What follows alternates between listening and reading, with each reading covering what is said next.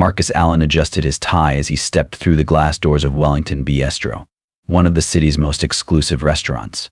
The warm lighting reflected off the elegant chandeliers, casting a soft glow over the neatly dressed patrons. The hum of quiet conversation mixed with the gentle notes of a jazz piano playing in the background, creating a refined yet inviting atmosphere. Marcus, the director of internal affairs, had spent his morning buried in reports and meetings, dealing with disputes between city departments and overseeing law enforcement accountability. His job required constant vigilance, ensuring the system operated fairly and without corruption. But today, for just 1 hour, he hoped to escape all of that. He wanted nothing more than to enjoy a peaceful lunch before returning to the chaos of his office. A young hostess greeted him with a professional smile. "Good afternoon, sir. Table for one?" "Yes, please," Marcus replied with a nod. "Right this way." She led him to a quiet table by the window. From here, he could enjoy a view of the bustling city streets outside while still maintaining some privacy. He set his briefcase beside his chair, exhaled slowly, and allowed himself to relax for the first time that day. After handing him the menu, the waitress gave a friendly recommendation. "Our special today is Wagyu rib steak with truffle mashed potatoes. Would you like to try it?" "That sounds perfect," Marcus said. "And a glass of red wine, please." The waitress smiled and disappeared toward the kitchen. Marcus leaned back, momentarily enjoying the tranquility. But the moment of peace didn't last long. The restaurant door swung open forcefully, causing the bell above it to jingle loudly. The sudden noise made a few patrons glance toward the entrance. A man in a police uniform walked in, his posture stiff and assertive, his boots clicking heavily against the polished floor. He was tall, broad-shouldered, and exuded an air of arrogance that immediately disrupted the restaurant's refined atmosphere. Officer Scott Harper scanned the room, his sharp blue eyes locking onto Marcus's table. His expression twisted into a scowl as he marched across the room with determined strides. Several diners quickly averted their eyes, not wanting to attract his attention. Stopping directly in front of Marcus, Scott crossed his arms. "You're sitting at my table." Marcus looked up, meeting Scott's gaze with a calm but firm expression. "Excuse me?" Scott sighed impatiently. "This table. I always sit here. Move." Marcus remained composed, carefully setting down his glass of water. "I was seated here by the staff. If there's a mistake, perhaps you should speak with them." Scott's jaw tightened. He was not used to being challenged, especially not by someone like Marcus. "I don't need to talk to anyone. I reserved this table."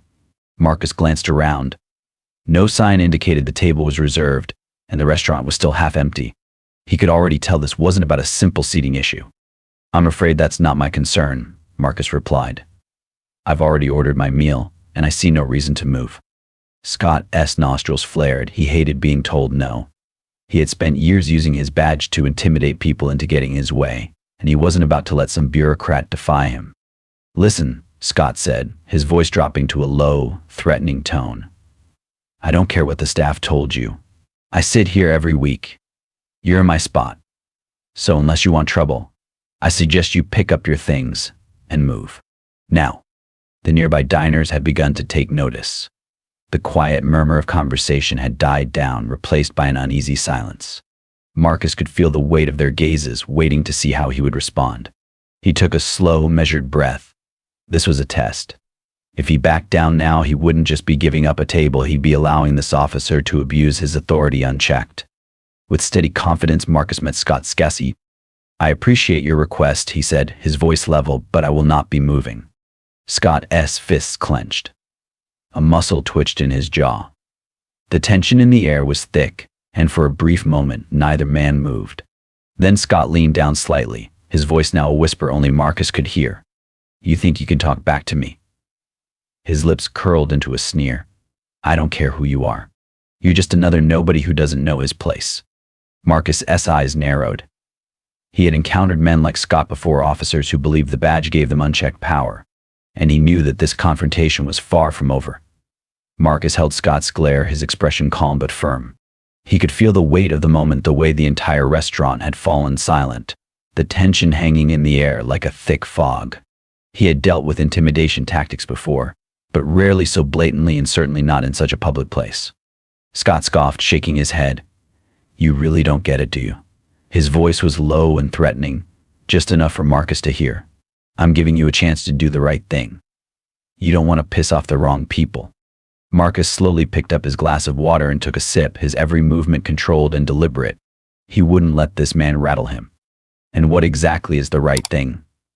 He asked. Giving in to a power-hungry cop who thinks he owns a table in a public restaurant? Scott's eyes darkened. You've got a smart mouth, he muttered. Marcus set his glass down. And you have an abuse of power problem? The words landed like a slap. Scott's posture stiffened, his hands balling into fists at his sides. For a split second, Marcus saw something flicker in the officer's expression: rage, frustration, maybe even a hint of doubt. But then Scott smirked. You really think you can sit there and talk to me like that? He leaned in closer, lowering his voice. Do you know who I am? Marcus didn't flinch. Yes, he said simply. You're Officer Scott Harper. He paused for a second before adding, and that badge on your chest, it doesn't make you untouchable. Scott let out a cold laugh, shaking his head. Untouchable? He repeated. No, see, that's where you're wrong. His expression turned smug. I am the law around here, and guys like you don't get to question that. Marcus exhaled slowly. He could feel the restaurant staff watching from the corners of the room, unsure whether to step in. A few customers had discreetly pulled out their phones, pretending to check messages but clearly recording the scene. Scott hadn't noticed, or maybe he just didn't care. You don't belong here, Scott said, his voice now loud enough for the nearby diners to hear. And I don't just mean at this table. His tone was laced with something ugly, something that made Marcus' stomach tighten. Marcus had heard it before, the veiled implications, the unspoken rules that men like Scott thought they could enforce. Marcus sighed. You should be careful what you say, Officer Harper, he said, his voice even. People are listening. Scott's smirk faltered. He glanced around and finally seemed to realize the number of eyes on him. His nostrils flared. His face reddened slightly.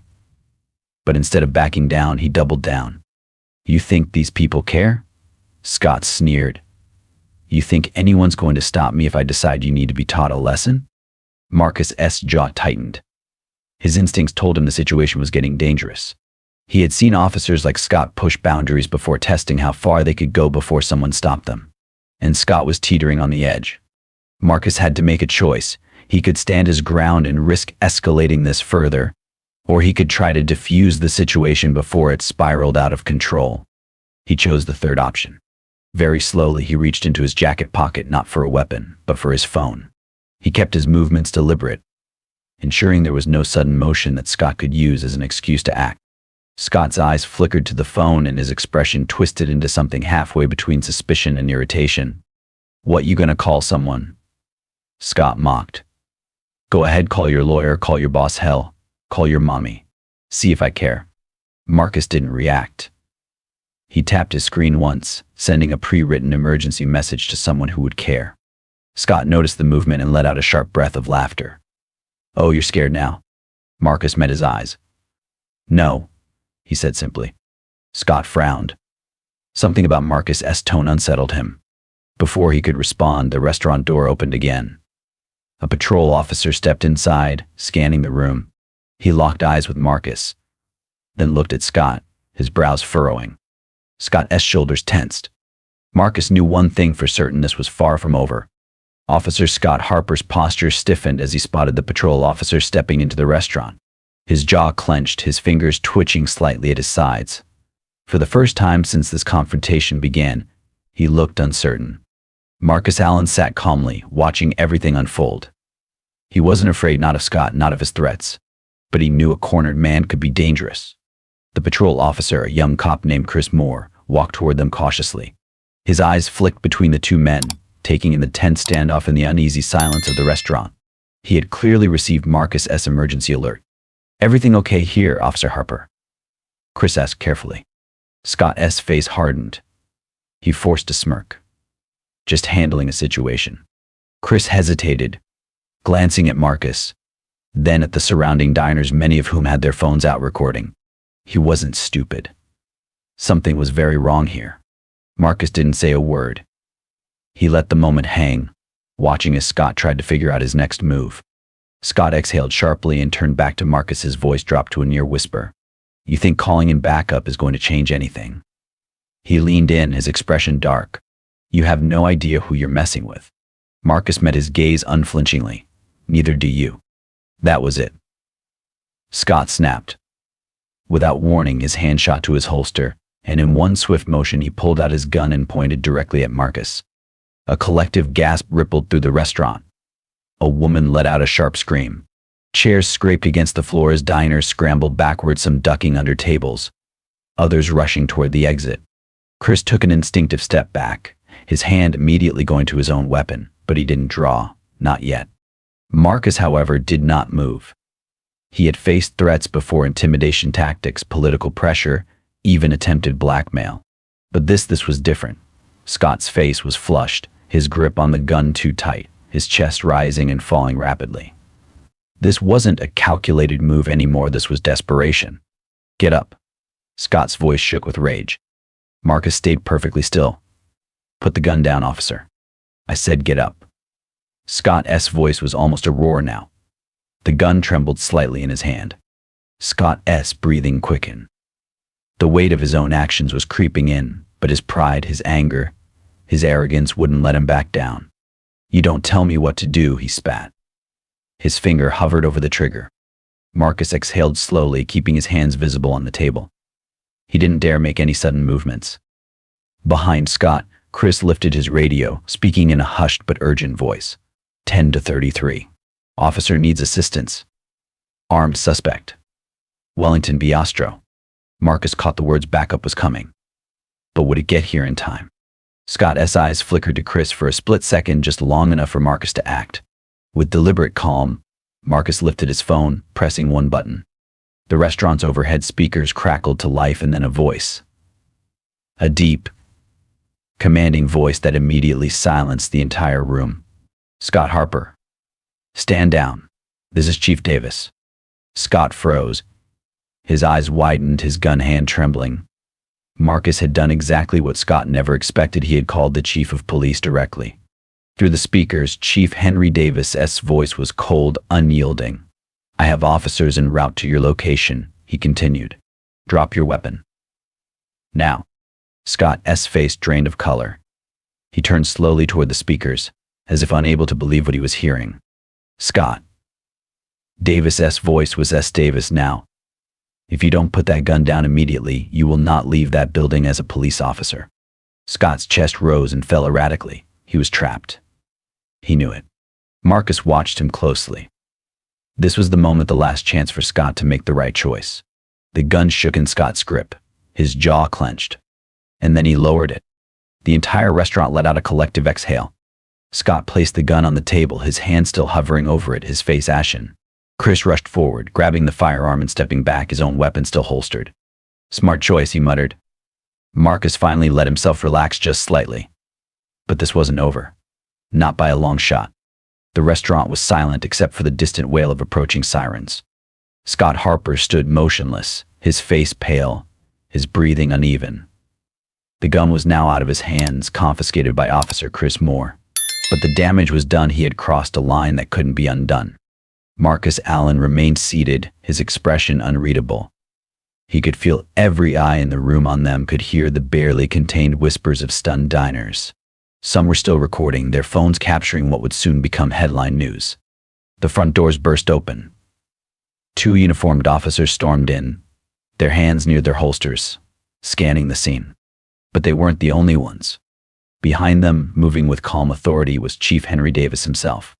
The restaurant seemed to hold its breath. Chief Davis was an imposing figure, late 50s, tall, with graying hair and sharp eyes that had seen more than their fair share of trouble. He was not a man to be tested. Scott swallowed hard, his hands clenched into tight fists at his sides. He didn't dare speak. Davis's gaze swept over the room before settling on Marcus. Mr. Allen, he said, his voice measured but firm. Are you all right? Marcus gave a slight nod. I'm fine. Davis's eyes flicked to Scott, who still hadn't moved. His face hardened. Officer Harper, Davis said, his voice colder now. What the hell do you think you're doing? Scott's mouth opened, then closed. He looked like a man grasping for an excuse, but there was none. Not this time. Scott finally managed. I was just... Davis held up a hand, silencing him instantly. don't. A tense beat of silence passed. Davis turned back to Marcus. Can you tell me exactly what happened? Marcus's voice was calm but firm. I was seated here by the staff. Officer Harper came in and demanded I move. When I refused, he escalated first with verbal threats, then by drawing his weapon. Davis's jaw tightened. He turned toward Chris Moore. Chris nodded. I arrived in the middle of it. When I saw the situation, I called for backup. He had his gun pointed at Mr. Allen when I got here. Davis exhaled sharply. He didn't look surprised, just disappointed. Scott took a small step forward, his voice strained. Sir? Davis turned on him with fire in his eyes. Shut your mouth. Scott froze. Davis took another step toward him, his voice dropping to a deadly quiet tone. Do you have any idea what you've just done? Scott's lips pressed into a tight line. He still hadn't grasped the full weight of his mistake. Davis shook his head, then turned to the officers behind him. Officer Harper is officially relieved of duty, effective immediately. Take his badge and escort him outside. A ripple of shock spread through the room. Even Scott stiffened, his breath hitching. Sir, don't. Davis snapped. You don't get to speak. Not after pulling a weapon on a civilian. One of the officers stepped forward. Your badge, Officer Harper. Scott hesitated, his fingers twitching. He looked as though he might resist, might try to fight this, but then his gaze flicked to the phone still recording him, to the uniformed officers surrounding him, to Davis's unrelenting stare, and he knew it was over. Slowly, with shaking hands, Scott unclipped his badge from his uniform and placed it on the table. The moment it left his fingers, it was as if the power drained from his body. His shoulders slumped. His breathing became ragged. One of the officers stepped beside him. Let's go. Scott swallowed hard, then turned to Marcus. His expression was a mixture of anger and something almost like regret, but Marcus didn't flinch. He held Scott's gaze unwavering. Scott opened his mouth as if to say something, but then thought better of it. Without another word, he turned and walked toward the door, the officers escorting him out. The moment the door swung shut behind them, the tension in the restaurant finally broke. Conversations resumed in hushed tones. People exhaled, some still staring at Marcus in disbelief. Davis sighed, rubbing his temple. Jesus Christ, he muttered under his breath. Then he looked at Marcus again. I'm sorry this happened, he said, his voice sincere. You deserve better than that. Marcus nodded. I appreciate that, Chief. Davis exhaled. This isn't over, he warned. There'll be an official investigation, and I can tell you right now, Scott Harper won't be walking away from this. Marcus nodded once. Good. Davis gave him a long, assessing look, then turned to the remaining officers. Get statements from the witnesses. I want everything documented. Then, before walking away, he glanced at Marcus one last time. You handled yourself well today. Marcus simply gave a small nod. But as Davis left the restaurant, Marcus sat back in his chair, his mind still racing because he knew this wasn't just about one corrupt cop. This was about something much bigger, and the fight, it was just beginning. The incident at Wellington Bistro spread fast. By morning, news outlets were running the story nonstop. Headlines flooded social media. Police officer pulls gun on city official in restaurant standoff. Video footage captured by diners went viral within hours. There were protests outside the police department. People weren't just outraged at Scott Harper, they were angry at the system that allowed him to operate unchecked for so long. Marcus Allen watched it all unfold from his office. He wasn't surprised. This was bigger than just one bad cop, it always had been. A knock at his door pulled him from his thoughts. Come in. Chief Henry Davis stepped inside, looking exhausted. He dropped a folder onto Marcus's desk. Harper's been fired. The DA is filing criminal charges. Marcus nodded. Good. Davis studied him for a moment. You don't look satisfied. Marcus exhaled. Because this isn't just about one officer, you know that. Davis sighed, rubbing his temple. Yeah, I do. He gestured toward the folder. That's every complaint ever filed against Harper: excessive force, abuse of power, racial discrimination. Half of them were buried before they even made it to an investigator. Marcus flipped through the pages. It was worse than he expected. Davis shook his head. This should have never happened. Marcus met his gaze. Then let's make sure it doesn't happen again. Davis let out a bitter chuckle. You're asking me to fix an entire system. No, Marcus said firmly. I'm asking you to start. A long silence passed. Then Davis nodded. All right, he said. Let's do it. They shook hands. And just like that, the real fight began. Months later, Scott Harper stood in a packed courtroom, hands clasped in front of him. The charges were read aloud: misuse of authority, reckless endangerment, unlawful brandishing of a firearm. Marcus sat near the front. He watched as Scott kept his eyes down the arrogance from that day in the restaurant completely gone. His defense tried to argue stress, lack of judgment, a lapse in control. But the evidence was undeniable. The video, the witnesses, the truth. The verdict: guilty. The sentence: 5 years in prison. Permanently barred from law enforcement. As Scott was led away in cuffs, he looked up just once. His eyes met Marcus's. For the first time, there was no defiance, only regret. Marcus held his gaze for a moment. Then he turned away. This wasn't about revenge. It was about justice. 1 year later, the city was changing. New policies were in place: mandatory body cameras, independent civilian review boards, stricter oversight of misconduct cases. It wasn't a perfect system. There was still work to do. But it was a start. And Marcus, he kept fighting. Because some battles were worth it. This story doesn't just end with a verdict, it opens the door to a deeper reflection. That justice doesn't only reside in the courtroom, but lives in every action, every choice we make each day. When a badge can no longer hide the wrongs and the truth is spoken with unwavering resolve, that is when justice truly finds its voice. I don't see this merely as a story about a police officer being punished. To me, it's a symphony of awakening, a reminder that arrogance can be defeated by calm strength, and that an ordinary person can become a guiding light for change. And what about you? How did you feel after watching this story? Have you ever witnessed a moment when the truth was revealed, or when someone had the courage to stand up against wrongdoing? Share your thoughts in the comments below, because sometimes it's personal stories that carry the most powerful impact. Because I truly believe change doesn't begin with loud declarations, but with quiet, sincere voices from you, from me, from all of us. Note: this story is entirely fictional and created for the purpose of raising awareness. It highlights issues of responsibility, justice, and the importance of treating everyone with respect and dignity.